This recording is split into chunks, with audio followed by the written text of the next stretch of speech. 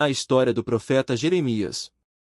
A história do profeta Jeremias é uma das mais profundas e tocantes narrativas bíblicas, que revela a dedicação e o sofrimento de um homem chamado por Deus para uma missão difícil e impopular.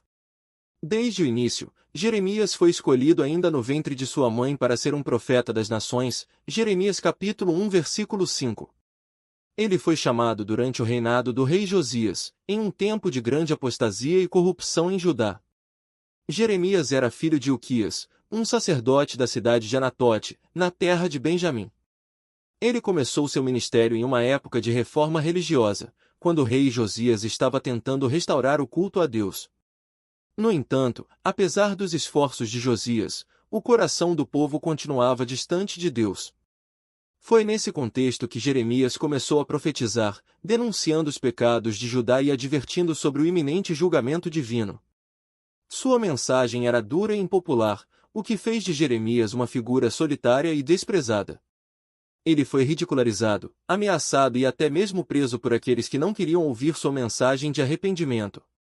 Jeremias também teve que enfrentar falsos profetas que proclamavam paz e segurança, contradizendo as advertências que Deus havia dado através dele.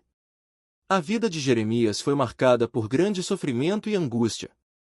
Ele é conhecido como o profeta chorão devido às suas lamentações e orações fervorosas por seu povo.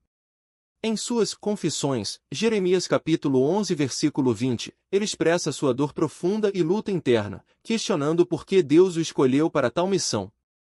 Apesar disso, ele permaneceu fiel ao chamado de Deus, mesmo quando desejava desistir.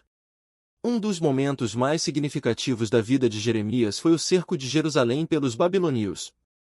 Ele profetizou a destruição da cidade e do templo, o que finalmente ocorreu em 586 a.C., quando Nabucodonosor levou o povo de Judá cativo para a Babilônia. Jeremias, que havia advertido repetidamente sobre esse julgamento, foi deixado para trás em Jerusalém, onde continuou a ministrar aos poucos que restaram. Após a queda de Jerusalém, Jeremias continuou a exortar o remanescente a submeter-se ao domínio babilônico, mas eles ignoraram seu conselho e fugiram para o Egito, levando o profeta com eles. Mesmo lá, Jeremias continuou a proclamar a palavra de Deus, alertando sobre a destruição que viria sobre o Egito. Jeremias também é autor do livro das Lamentações, que expressa a dor e a tristeza pela destruição de Jerusalém. Suas palavras ecoam o lamento de um coração quebrado pelo pecado de seu povo e pela devastação de sua nação. O ministério de Jeremias terminou de forma trágica, em meio ao exílio no Egito, onde ele provavelmente morreu.